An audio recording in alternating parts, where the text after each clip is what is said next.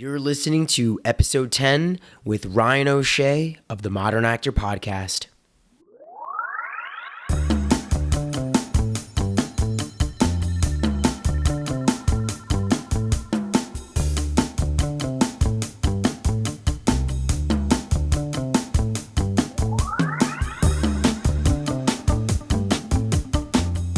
Hey friends, welcome to another episode of the Modern Actor Podcast, the show where I take a glimpse into the journeys of rising artists. I'm your host and creator of The Modern Actor, Eddie Ramos. In today's episode, I'll be chatting with Ryan O'Shea. Ryan O'Shea is an accomplished Los Angeles-based voice and speech teacher. She's a certified teacher of Fitzmaurice Voicework and Knight-Thompson Speechwork.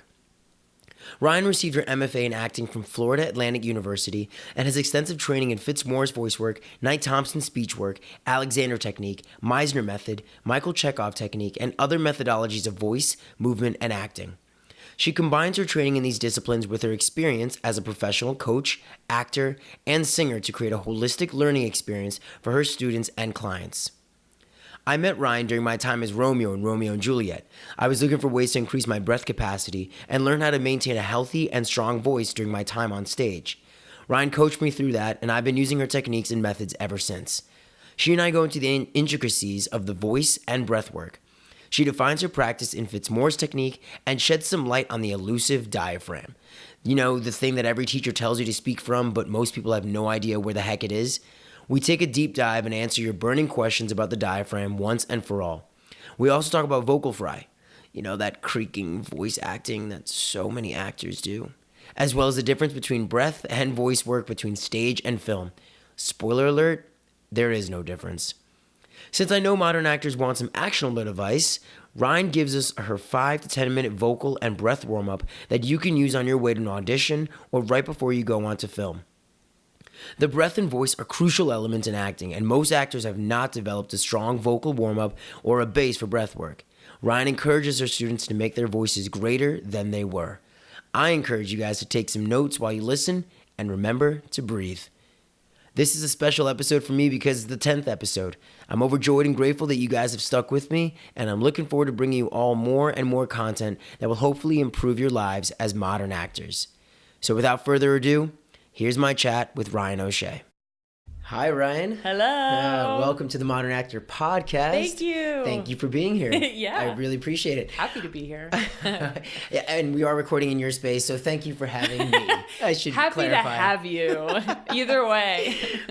This is amazing. I'm so happy to be back. The last time I saw you was a year ago. Yeah. I came for training for Romeo and Juliet. Yeah. I played Romeo. Yes, you did. You were great. I know I told you that, but you were great. Thank you. I really appreciate it. And it was because of your help. We did so much work on my voice. I realized that since my training back in Syracuse, and I left in 2013, I really hadn't, revisited the voice and especially for the stage. I had done a lot of film, but that requires, it actually doesn't require anything different. It requires all the same muscles, all the same, strength and everything, we talked about on your podcast. Yeah. But anyway, you helped me so much. And what I felt I was dealing with was this like pushing and this straining. Yeah. Do you find that that's something that actors kind of do on a broad basis, this like pushing and feeling? Yeah, I think so. I think especially when there's just like a lack of understanding of the basic functioning of the breath system, really your respiratory system, right? Where people think of, the voice is literally like right here in my throat and my lungs are literally right here in my ribs. Everything's disconnected. Right. Yeah. And that's all I need to know, right? Or this is my voice. So all of the sound focuses here, right? But then what ends up happening is that a lot of people end up going, I have to get louder. So then they start to push and actually end up tensing right around their larynx or their voice box, right? Where actually, like, lesson number 1 with every client, every class that I teach, one of the first things that I do is that I show people a video of the diaphragm in action, right? Yeah. It's like an animation, obviously. I do remember that. You're right. Yeah, that was the first class. We sat by your computer and watched the video. Exactly. Yes. Oh my God. Exactly. Yeah, because The diaphragm, while it's almost completely an involuntary muscle, like your diaphragm is moving as you breathe, whether you're thinking about it or not, right? While it's mostly involuntary, it is affected by some other muscles that are voluntary, namely like your abdominal muscles, your core, your pelvic floor muscles, right? So in other words, my breath really, as I breathe, I want to feel movement all the way into my pelvic floor, all the way into my back, my ribs. Right. And your vocal support is really like your lower belly. Right. So if I'm not even considering that part and instead I'm like tensing from my throat to do it, right, I'm not only like limiting my power, I could also just be like tensing and fatiguing and maybe like hurting myself. Yeah, I can definitely feel that. And I also felt that the breath in terms of doing Shakespeare, like, you know, those long soliloquies, and, you know, as Romeo, I was on stage, you know, a big chunk of time. Right. Yeah. You know, and I also just felt like in order to deliver those speeches with the punctuation and the correct way, learning how to engage my breath and what's the proper term, you know, word for it? It's not holding my breath or sustaining it, I guess. What would you say is what an actor's doing in order to do that soliloquy? I think of it as what you're really technically doing is modulating your breath, right? Or so that you can sustain your breath for a whole thought. Right. And another thing that I'm always reminding my students is that your breath is caused by a thought, unless you're like just breathing to survive, right? That's an autonomic thing. It's just happening. But whenever I'm speaking, whenever we're talking to each other right now, I'm never going, Eddie asked me a question, expand my ribs, engage my belly, and go, right? Like you ask me a question, I consider it, that thought causes a little bit of an inhale, and then I'm using my vocal support to express that, right? Yeah. And where the being able to sustain it comes in is making sure that, especially when I have those longer phrases, which we don't tend to use as much in contemporary speech. Correct. That I have the breath capacity, which really means like I have the ability to expand my ribs, to the flexibility in my body so that I can take in enough breath and be able to last through an entire thought. Wow. Especially when Shakespeare's thoughts are often a little bit longer than how we would express. Beautiful yet long-winded sometimes. Yeah. Yes, absolutely. Well, I want to just take a step back and kind of start a little bit, you know, at the beginning and know a little bit more about your story. Yeah. I find it so interesting when people go into fields that aren't necessarily like the mainstream. Yeah. But they're equally as important, if not more important. Yeah. We were just talking about how the voice is connected to acting, to your mindset, to so much more than just elocution and articulation and all the things we were talking about before.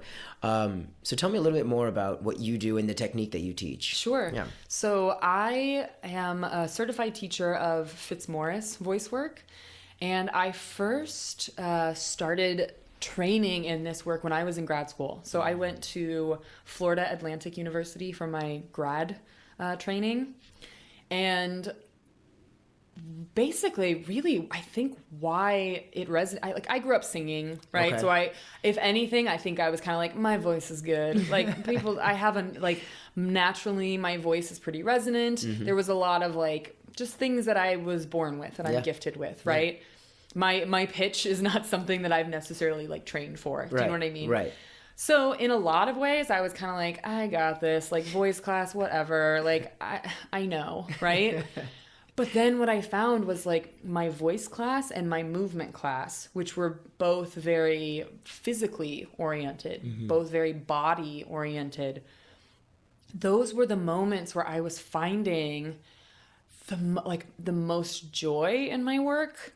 was feeling the most connected in my work, and then found that like my acting in my other classes and on stage, that it was often the exercises that I was doing in my voice class or my movement class that was really like working the best. That's really impressive to be young and to know and to be that aware and to take a liking to something like that, the movement in the voice. Yeah, it was not. I was a little bit more mature. You know, I was in grad school from like 24 to 26. Okay, right. So like, 19-year-old Ryan was like, this is dumb. Why are we shaking our legs? Like, end of story, right? But mid-20s Ryan like enjoyed it a little bit more. And again, not because I was like, voice work is important, but because I went, holy shit, I am better at this because of the exercises that we're doing in here. I feel so much more connected to my scene partner. I feel like there's so much more emotional capacity, emotional range that I'm experiencing. And the only thing that's really different is that I'm now taking these classes, right? So the reason that it resonated with me was because of my work as an actor and how it was helping my practice. Very interesting. And can you talk a little bit more about that? What exactly was the voice work and that training allowing you to do with your partner? How are you being able to be more affected and affect your partner? Yeah. Do you know, what was it about that work? I think it's mostly because so much acting training, and this is not all, but so much acting training is analysis. And it's writing down your beats, and it's writing your objective and your tactics. And so what I found myself doing was just like really focusing on the intellectual element of things. And then when I would go to voice class, it was like, you can consider all those things, but also just like move your body, right? And so as I would be exploring different physical exercises for opening up my breath, I would be doing monologues and then finding myself like, whoa, I was yelling that. That's surprising. Like I never would have intellectually thought that, but that felt like what I wanted to do in that moment, and what an interesting impulse, and that opened something up. Or suddenly I'm crying in this piece, or I'm laughing in this piece. And it was all because I had taken the intellectual work, which yes is important, but I had really then began to integrate it into my whole body. Yeah. Because we don't in our lives think like, I need something from Eddie and I'm going to use seduction to get it from him. Like, I will have these impulses, and the way that I am affected. You just are, right? Yeah, exactly. Yeah. The way that I'm affected is actually like by felt sensations. Emotions are physical sensations that we feel. Right. So the more I'm opening up my body, the more I'm breathing, the more I'm going to feel. It makes so much sense. Yeah. It makes so much sense. And so is that specifically Fitzmaurice technique? Not necessarily. So what kind of differentiates Fitzmaurice, or what defines Fitzmaurice technique? I describe voice work, and specifically like the different types of voice work, as like same room, different doors, right? Like ideally they're all going to get you to the same place. Okay. It's how they get you there, the approach that's going to be a little bit different. Right. And really, as an actor, finding an approach that works for you. There are many books of other voice teachers that I've read that I love, and there are parts of that book that I go, nah, I don't agree with that, right? I don't like that, right? Fitzmaurice voice work, what I liked about it, like there was other types of voice work that I had first that was very image focused and relaxing and inviting different images into your body and seeing how that would affect you, which now I think is beautiful. Right. But when I was younger and when my body was probably just not as sensitive, I remember just getting really distracted. And that it felt like, you know, like trying to meditate when you have like a distraction, right? You know, that it just was not happening easily. It's impossible. Yeah, I get that. Where Fitzmaurice voice work, yes, there is absolutely like relaxation to it, but I would say probably the most signature element of it is what Catherine Fitzmaurice calls destructuring. So, and basically that is like the warm-up technique of Fitzmaurice Voicework. So destructuring, the term for that comes from, like, we all have different habits of holding our body, of different habits of how we control our breath, right? Either by holding our breath a lot, or sometimes if we have like yoga or meditation practices, we're really managing our breath so that we're very used to like calming ourselves down. And even that's a form of control? Yeah. Oh, okay. It is. Yeah. And again, not like terrible, right? But it is a version of controlling where in acting, hopefully I'm allowing myself to just go. That's right. Yes. So destructuring refers to, like, we're trying to break up those patterns. And it's a series of exercises where you are releasing the body so that you can expand your ribs, so that your back can open up. So it's from a very... in some ways, it's very traditional, right? It's trying to open up your body so that you can breathe as easily as possible.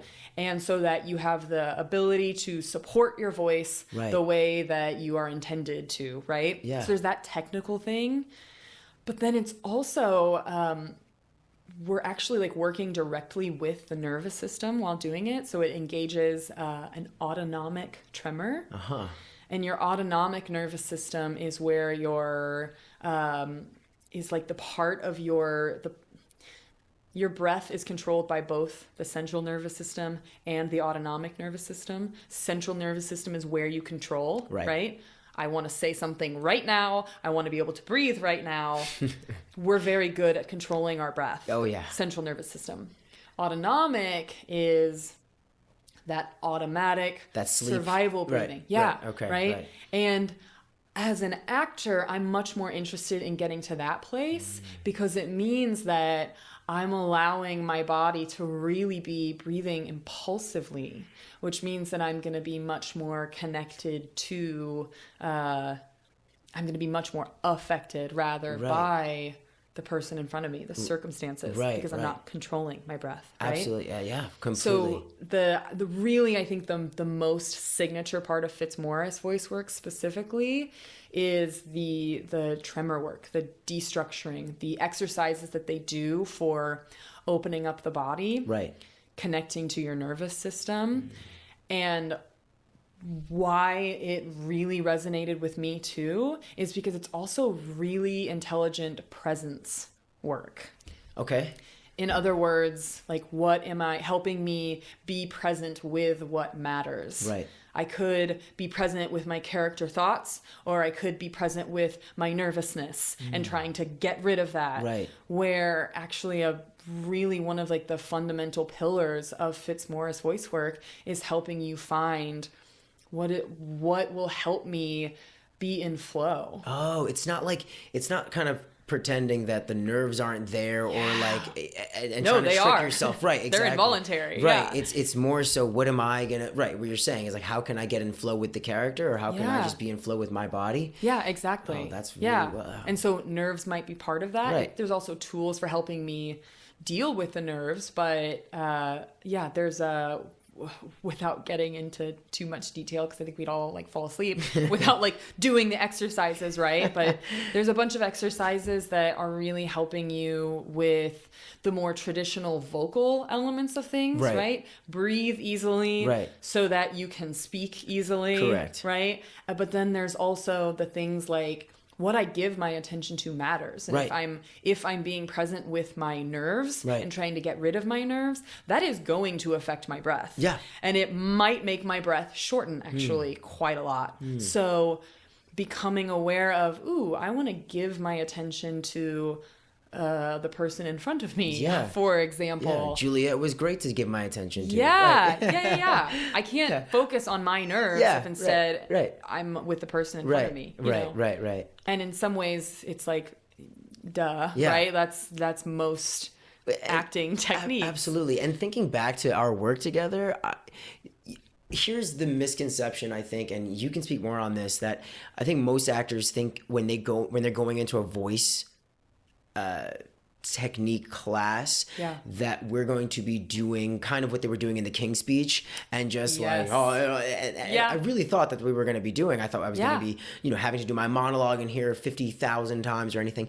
And from the get-go, it was more about that autonomic breath that you were talking about, that tremor. I remember doing that very often and connecting to that first, and a lot of laying on the pillows that you had. You know what I mean? Yeah. We're draping, I'm giving you grapes and just laying on pillows. There was no voice work at all. We didn't even speak. I just give you wine. Yeah, exactly. But there was such a relaxation, and in that same, like, two sides of the same coin, there was so much focus in my body at the same time. Yeah. Which is crazy, and I think it can be contradictory, but it I don't know, it was really helpful. And to all the points that you're describing about the flow and such. Yeah. I had a question though, okay, here's I feel like the word diaphragm is like this holy grail of a word for breath. Yes. What is the diaphragm? I need to know once and for all how important it is. Is it for our breath and for voice and things like that? Yeah, so... What's your diatribe on the diaphragm? Here we go. So the first thing I'll say about the diaphragm, like, there are different voice teachers believe different things. Like, some voice teachers go, the diaphragm is an involuntary muscle. You shouldn't even talk about it because you can't really control it anyway. I am a proponent of, it's really good to know what it does, because even though it's a lot of work to control my diaphragm, I can control a lot of other things around it. Okay. So, but here's the basic function of it. So if you picture a basketball, you cut it in half. The top half of the basketball, right? You've got this nice dome, yeah? That's right. Imagine that's your diaphragm, yeah? And then you put it right at the base of your ribs so that you've got this dome shape all the way around in your back, in your front of your chest, yeah? Okay, so right under the pecs? Exactly. Okay. So it separates your lungs. Okay. Your lungs are right on top of the diaphragm. Right. Your lungs from, like, your stomach and your intestines and all of those lower organs, yeah? So as you breathe in, as you inhale, the diaphragm flattens down towards the pelvis. Okay. And then as you exhale, it goes back into that dome shape. Oh, so that's inhale, exhale, Okay. inhale, exhale, right? Right. Diaphragm goes down as I breathe in, goes back into the dome shape as I breathe out. Okay. Again, mostly involuntary. So some teachers are like, don't worry about it, right? But if you go ahead and, like, just suck in your stomach for a minute. This is my favorite thing to help people feel the diaphragm, right? And then notice as you breathe, there's probably, like, a tightness that you're feeling in your chest as you do this, right? Yep. And that's because since the belly is engaged, since those abdominal muscles are tightening, and probably then also the muscles of the ribs and the back, since those are tightening, now what's happening is that the diaphragm doesn't have the same amount of space to drop down on that inhale. Gotcha. And so then the top of your ribs are trying to expand, right? So that your lungs can get more space, but there's not as much room to do that, right? So, and if we did that for long enough, it would start to simulate a feeling of anxiety, right? That feeling of the tight that short, chest. tight breath, right? So it's important for feeling like free breath capacity, right? When people say, like, breathe from your diaphragm or speak from your diaphragm, that's where I think it's problematic, because it's confusing. What does it even mean? How do I do that? Yeah, exactly. Right? Yes.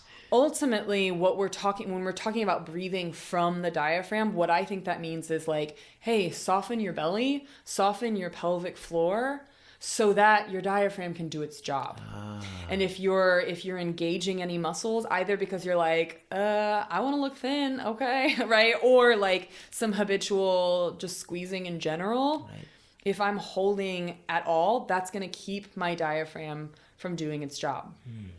When people say speak from your diaphragm, what that really means is that I'm engaging my core just a little bit. And I want to be so clear, this is different than flexing. Okay. Right? Like, not like engage your core, meaning squeeze and brace like that and just tighten through here. It's a little bit of just pulling the belly in just a smidge in order to modulate your breath, Right. right? So as I pull in my core just a little bit, it goes up against my diaphragm, like a trap door, because your core is right underneath your ribs, all the way down into your pelvic floor, into your back. So I engage that a little bit. It goes up against the diaphragm, and that modulates my breath. It slows it down so that I have enough breath to last me for that thought, whether it's Shakespeare's thoughts or shut up, hi, hello, right? It's the support. The diaphragm support is really technically your core. Gotcha. Yeah. Okay, that clears things up. And I remember asking that question when we were working together too. Yeah. Because I just remember using so much of my throat, like, and so much of my lungs and breathing from up here and you know, pushing from my chest.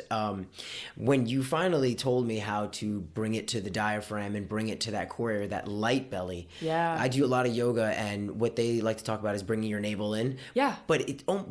But I get the sense that it's kind of at a very tense kind of flexing kind of a thing, you know. In yoga? Yeah, like in a plank position, you know what I mean? Like bring it tight. Yep. So as an athletic guy, I just tended to walk around with that tight flex. And obviously as an actor in Los Angeles, you know. So I remember my stomach and my belly just being more free while doing Romeo on stage. And I've brought that into my work on film sets as well. Yep. The only thing though, you know, moving towards the film aspect, is that I felt that I lost my ability and the confidence to express my voice at its full potential and full range. Yeah. I was tending to lean into what they call, and what you vocal fry. Yeah. You know, the that very raspy and the creaky kind sound. of creaky. And Yeah. I don't know if Leo does it. He has some type of intensity, and I don't know if it's from his throat. He's just so good anyway. I think you just like demoed it. Like there's like a tightness in general that's happening some of the time. And as a, you know, and for me as an edgy actor, a guy who gets, you know, typecasted, whatever, casted as these edgier kind of tough guy roles, I tend to do that. Yeah. Do you have any advice on how to kind of break from the vocal fry a little bit? And also, what is vocal fry, if you can explain it for our listeners? Yeah, so vocal fry literally is where part of your vocal folds, so like one half of your vocal folds, is vibrating the way that it would for voice. So if I were to go or right now I'm speaking fully on voice. That's right? Yeah. So one half is vibrating the way that the vocal folds are intended to for speaking, singing, etc. Right? The other half of the vocal folds is vibrating, but vibrating way slower. So that's where you have that that creak sound. So vocal fry then is like there's a little bit of vibration happening so that you get some voice. So there's like some pitch that's happening, that's changing, right? But there's also that part of my voice that's really like creaking. Right? Yeah. As far as like what that basically means, and it is different for every person. Like there's things that I'll look out for when somebody comes to me with it. But what it really is there's a tension somewhere. Either it's right in the throat, right? Like I'm literally tensing the muscles around my larynx, tensing my throat, like there's some habitual holding there. It could be in my ribs, so doing some exercises to open up my throat down through my rib cage all the way down into my belly. Like that could be enough to just, I've opened up that breath channel. There's a column of air that I wasn't feeling before. That could be it, right? But also like adding the vocal support to that is part of it. And I think what I make clear, because, you know, I teach at a school that is training for the film and television industry. Like it is not a theater-based program. They do some theater, but it's mostly on camera work. And what I'm constantly reiterating to them is that we don't do the support just for volume. Yes, it will be a necessity for you whenever you get on stage. But when you're mic'd on set, it's still useful, because what I'm ultimately doing is I'm literally connecting to my gut whenever I'm speaking from support. And like I can speak so quietly. I can speak with like an intimacy, right?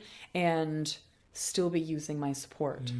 It's not saying that if I do this, then that means that I'm going to be really loud and I'm going to like blast the camera, right? I can have such subtlety with my voice. I can speak really quietly and have the support, or I can be using the support to really fill up a much larger space. Absolutely. And I calibrate that, and I have an awareness of the person I'm talking to, but it's serving you regardless of the medium. That's so helpful, because I just think I was falling into the trap of thinking that if I'm playing a character who's intense, that my voice has to be tense and I have to be in tension. Yeah. And I worked with an actor on a show, and he played kind of this underground lord, this underboss or whatever. What is it? Underground crime boss. There we go. That's the phrase I was looking for. I'm picturing the like rat from Teenage Mutant Ninja Turtles. No, he wasn't a rat. It was way cooler than that, But, the way I remember just watching him and the ease of his voice. Yeah. And I remember clocking that. It was definitely not what I was doing. I was doing the more like intense Leo thing and pushing. And he was just so relaxed. And he still, what you were saying, was able to convey intensity. Still scared the shit out of me. Yeah. And he could be right there next to me. I was terrified. Yeah. But there was no straining in his throat. Yeah. And I think that displayed more of who the character was and more power than him trying to affect his voice in a certain way. Yeah. And I think that's a learning lesson for actors. I agree. Yeah. And I always tell, this is, especially I see this with like young actors. Right. But where they go, this monologue, I'm supposed to be sad. So then they start putting on sad voice, right? When they're not actually feeling in their whole body that, or the same thing, like I'm mad, so this is my mad voice, and it just becomes disconnected. If I jump straight to sound, then I am bypassing my whole body, and I'm really giving my attention to how I think I should sound instead of allowing myself to be affected and letting my voice really be a byproduct of that. And I think like the example of that like crime boss, right, being it's like such a good example of actually I think the people that we are drawn to, the people that have seemingly like the most power, are the ones who seem most connected to their voice. It's so true. Yeah.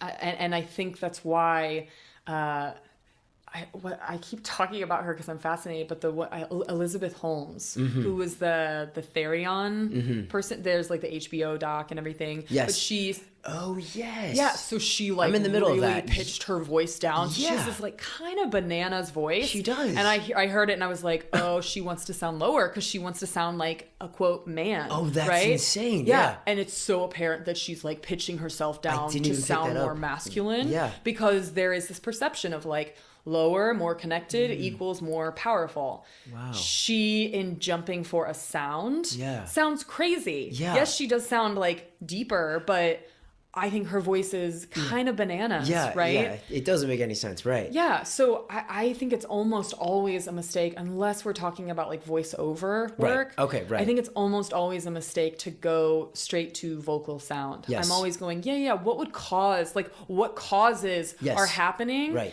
in my body, and that, yes, that might change my sound, but that it's always a byproduct of something authentic in my body. Mm-hmm. That's amazing. And I think it's dispelling some of the kind of the myths that we've heard around voice and around doing performance. Yeah. Like it came to my mind when we're doing stage, it's always like, you got to reach the back row. Yeah.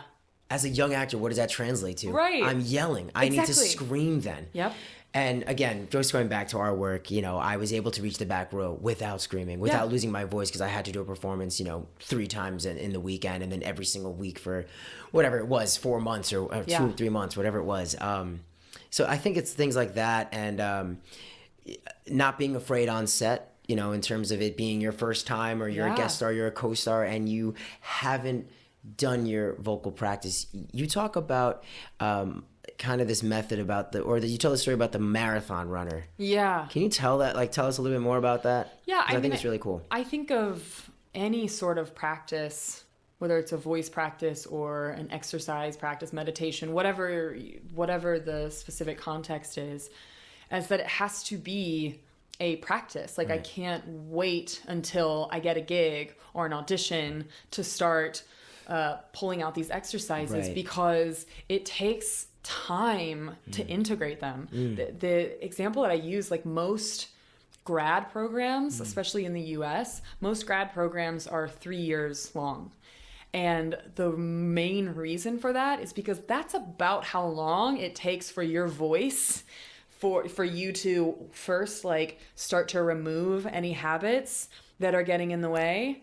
Secondly, to be able to integrate the new useful habits, but for a while, in order to do that, you have to think about it a lot, right? For a while, I think it took me like a year before I did the vocal support without having to think about it. Yeah. And then it takes a while to like, okay, now I know how to do all of this. I'm not thinking about my voice at all. It's just there for me in my acting, and I get to really explore being in flow. Right. It takes time for that to happen. So if I am waiting until like, okay, I booked an audition tomorrow. Okay, I'm going to start doing my voice practice today. Like it's as if, and this is the marathon example, like if you had a marathon that you're running on Saturday, you're not going to start training 2 days before it. Right.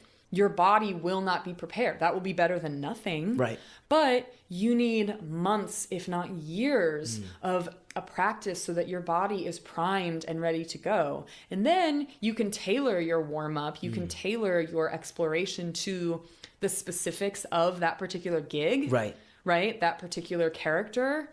But I think also because there's just that stress of like, it's too much for you to try to navigate if you're also worried about, will they be able to hear me? And oh God, my throat is hurting. And they're also asking me to do an accent or all of the various things, not to mention I'm new and I'm on set. Exactly. And that's affecting my breath because I'm feeling the nervousness of that. Right. You will make your life so much easier. Not to mention, you'll also just be more relaxed and at ease. Yeah.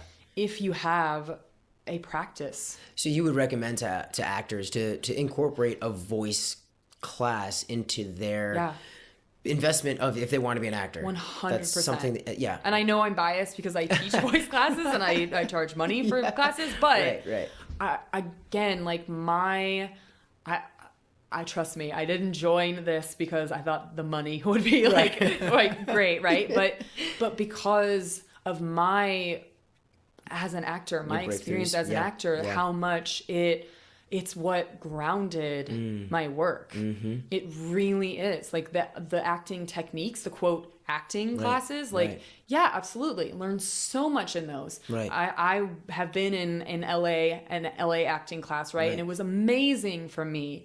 But it's still my root understanding of how my breath which is the fuel for everything, right? My understanding of that and my body, that's really what I find like allows me to have just such a range that I did not have before voice work. That's amazing. Yeah. Could you possibly give just a little snippet of some, like your routine, maybe if you were going for an audition, you know, just for the listeners at home, like something that they can kind of, to maybe more so understand the Fitzmaurice and kind of understand what they would be doing. Yeah. A little bit. So I think that as far as the specifics of Fitzmaurice Voicework, I think that would probably be too difficult to explain on a podcast. Especially while they're driving. Yeah. You got that. But I do think like having a general understanding, you know, we talked about the diaphragm already, and that the lower back, the belly, the pelvic floor, that whole part of your torso, that lower half of your torso, we don't tend to think about that as being related to our voice, and yet it so is. Your ribs are really integral to your voice. Your neck being nice and released is integral to your voice because the whole body is connected. Your shoulders, your knees locking can affect your breath and your voice, right? So anything that is going to help you relax, whether or anything that's going to help you relax as well as find more opening, especially in your torso, is great. So that could be sometimes some exercises that I'll do. I will, especially if I only have a little bit of time. I was going to say, you're 5 minutes, you forgot, you know what I mean? You're in the car. Yeah. I will, if I have I have an audition later today, I'm feeling anxious, I'm feeling nervous, and that's really resonating as tightness in my belly or my back. What I will do is I will lay in front of my couch, lay down on the floor, and then prop my legs up, my calves, onto the couch. Yeah. So then what that's doing, that's helping my whole back make contact with the floor. This is called restorative rest.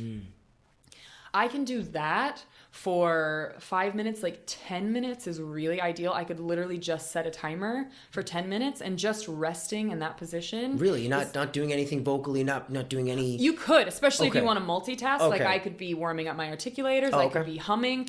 I think singing is a great vocal warm-up, really anything that's going to get you feeling good, feeling open, working your whole range, right? That can be nice. But just being in that position is great because the weight of your thighs is going right into your pelvis, and then it's helping the back release. So then also your abdominals, which might be a little bit tense normally, they're really releasing, and that's a great way to feel your breath going all the way down into your pelvic floor. It also just feels really good. It's a good thing to do right before bed even. Yeah. That sort of thing. That might be, I probably wouldn't do that right before I leave because that might make me feel almost too relaxed. Right? So it depends on the context. Okay. If I'm wanting to wake up my body, then I want to, I start from feet up, right? So I can do ankle rolls to warm up those joints, changing directions, doing some knee circles, the way you might, if you've ever done high school track, they'll do things like that, right? Hip circles for opening up the hips. The spinal roll down that I feel everybody has probably done. If you've ever taken an acting class, right? Yeah. You've done the standing up, drop your chin to your chest, roll down until you come in a forward fold so that your spine is unfurling. That's really great. Your spine is a huge resonator, as in sound vibrates off of it.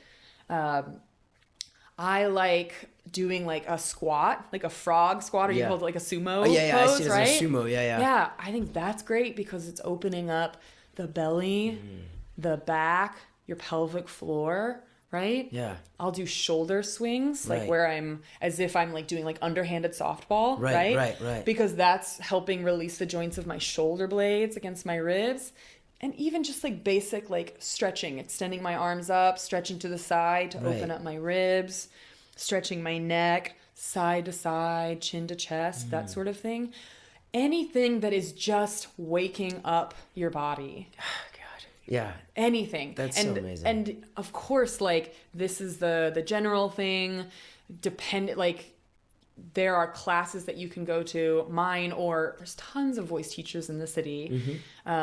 Teaching many different techniques and finding a teacher that works for you. I often have clients that are I just need a warm-up technique. And we'll do a few sessions where I'm going, great, I'm just structuring your personalized class so that you have a practice that makes sense for your body. Yeah. Right? Yeah. And then I have students who, I teach a weekly Sunday voice class, and I have students who have been in that class for 2 years, and that's just what they do every Sunday. They come, and that's their practice, and they practice on their own as well, but having that regularity just keeps it fresh for themselves. Absolutely. That is so helpful. You talked about kind of other teachers in the area. Yeah. But I noticed that you also do work with accents. I do. And I read on your website that you say there's no standard American accent. Yeah. What do you mean by that? So there is a quote standard American. Because like, I get it on my auditions all the time, like, do an American accent. I'm like, okay. Yeah, exactly. Like well, and you're like, I'm from America, so therefore it's an American accent, right? Yeah, exactly, right. And, you know, like, I don't even mean this in like a correcting, like there's a politically correct way. But the reality is that most of the time when people say standard American, what they mean is sound like a white person. Sound like the general American white person. Typically, they're talking about like a Midwest accent, right? I am from Southern Indiana, so for the most part, my accent was a pretty good example of a, quote, general American accent. Right. But especially when we talk about diversity, right? One, not all white people sound that way.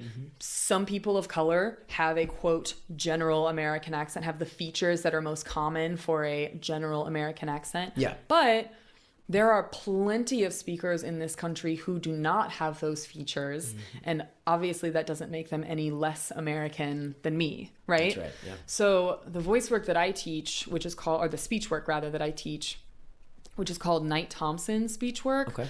Part of what I love about really their philosophy is that it's so oriented around like, we're not ever teaching like one standard accent. Like we can 100%, like you're getting calls for the quote standard American accent, and you're going to shoot yourself in the foot if you go, no, I refuse. Like this, like that will limit you in some ways, maybe. Yeah, right.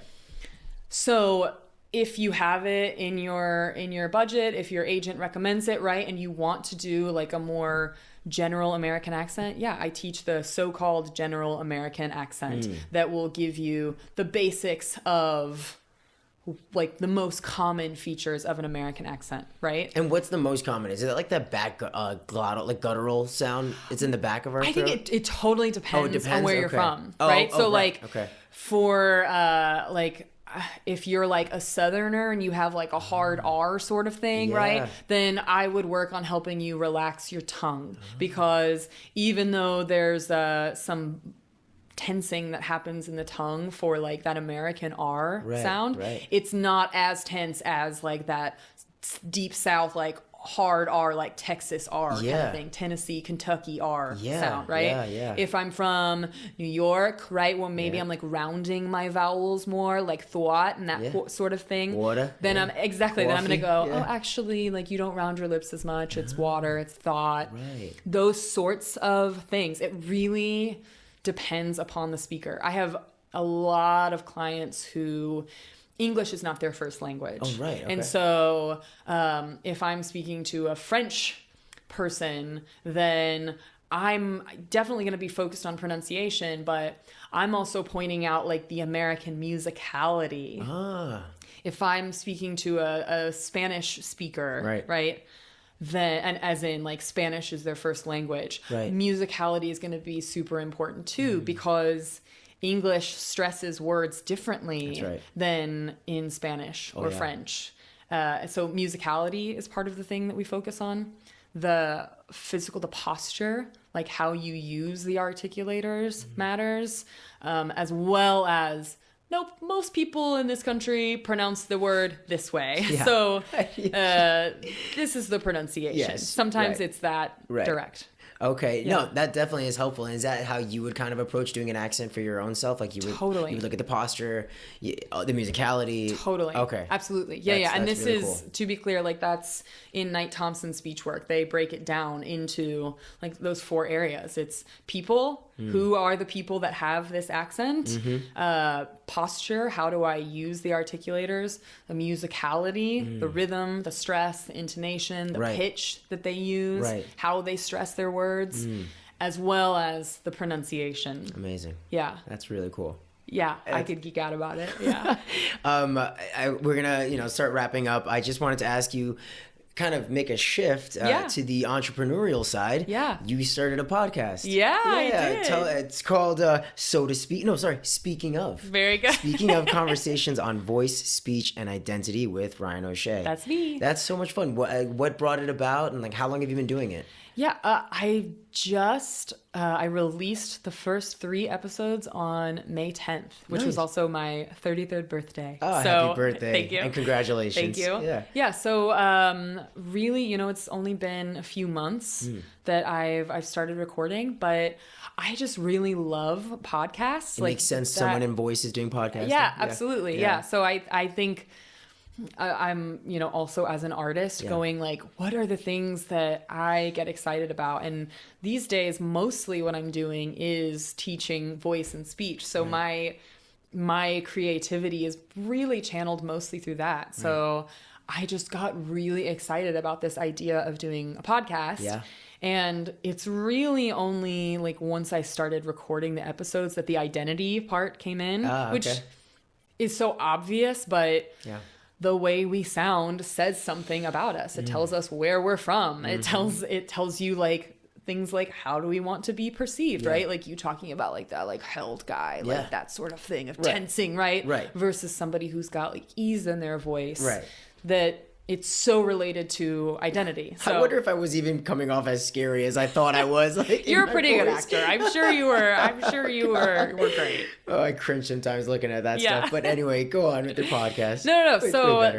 So each episode I chat with a guest who has a specific question about voice, speech, presence. We spoke together earlier today on Vocal Fry and kind of what we were talking about in this podcast. Being on set and being an actor on film and if there's a difference between stage and film. Yeah, exactly. Yeah. And so a lot of what I talk about are concepts. Like sometimes if you just know the conceptual, that's enough to go, oh, that's what I'm doing, right?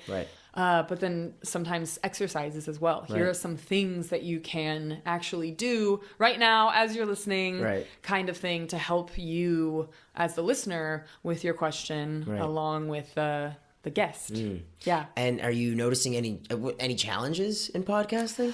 I think the biggest challenge is just that it's a oral medium, right? That I can hear what's happening, but so much of the work that I do, like I'm speaking visually, right?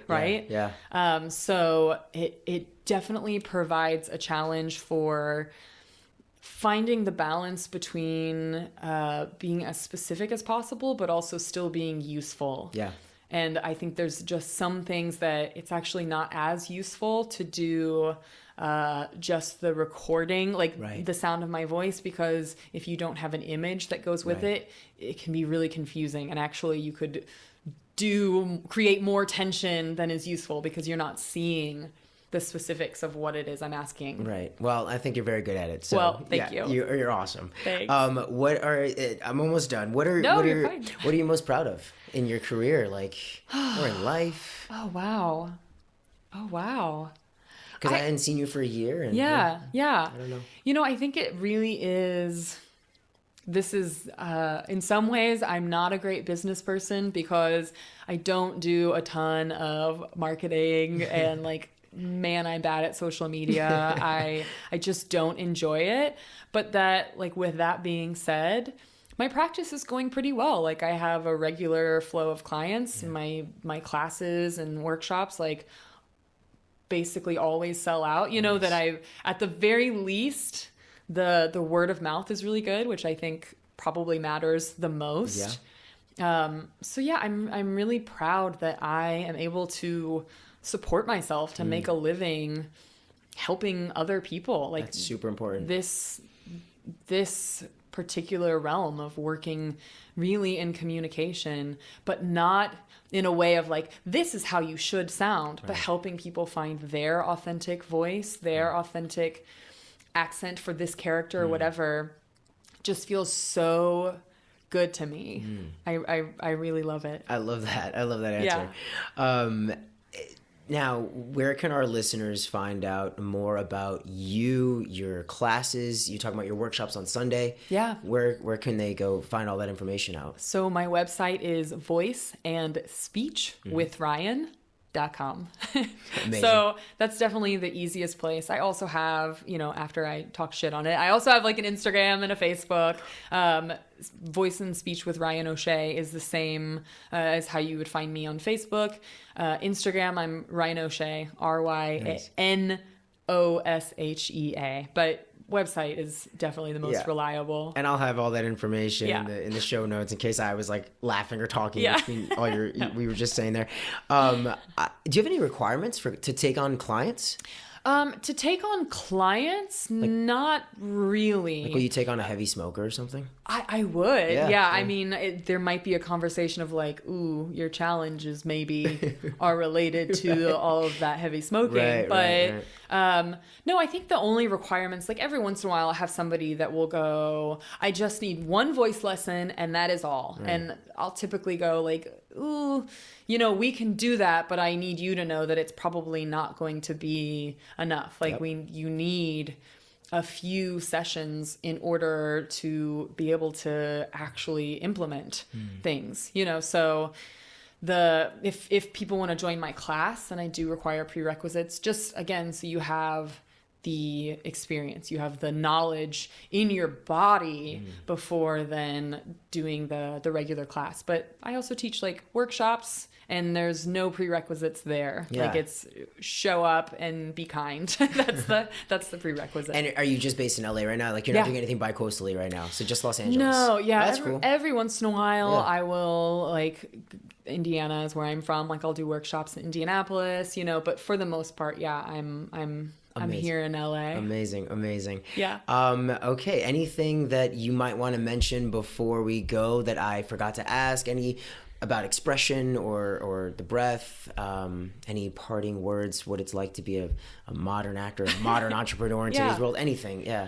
I think I would just encourage people to explore voice work and really being open to what it could be, because I think, as you pointed out, and I remember the first time I heard this, I was really surprised, but somebody said, it was a young actor in a class that I was teaching, and he said something like, I don't know that I want to do this because I feel like it's going to make me sound fake. It's going to make me sound inauthentic. And just to really make it clear that voice work, yes, does serve it does have some technical goals to help you be more efficient with your breath, your voice. But that in my teaching, and I think most voice teachers that I know, we're always working from the perspective of the actor, and that we're helping you connect more to your humanity and therefore to the humanity of your character. We're not trying to make you sound perfect or to make you sound like a particular ideal, but rather to help you feel more connected to your whole self so that your voice is really expressing more fully all of that life that you're finding in your acting. Well said. There Amazing. we go. Good end to it. Thank you so much for doing this, Ryan. Oh, thank you. You are a light, and thanks for your service, your work. It's really great. Oh, thank you for having me. Hey, so that's our episode for today. I hope you got so much from listening to Ryan. Make sure you check out her podcast. That's called Speaking Of, Conversations on Voice, Speech, and Identity with Ryan O'Shea, to get a deeper dive into the voice and breath work. And, go check out her website and schedule your next session with her. I'm sure you guys will enjoy it, and you'll get so many benefits from it. If you like what you heard on the show, please share this episode on your social pages or with anyone who you think might benefit from The Modern Actor. By helping me get the word out, I can connect with more industry leaders to bring more content to you in the future. You can also subscribe to this podcast on iTunes and leave us a review. That would help get this show ranked, or subscribe to the Modern Actor newsletter for updates on future guests, articles, tips, and more. Stay hungry, my friend, and I'll see you on the next one.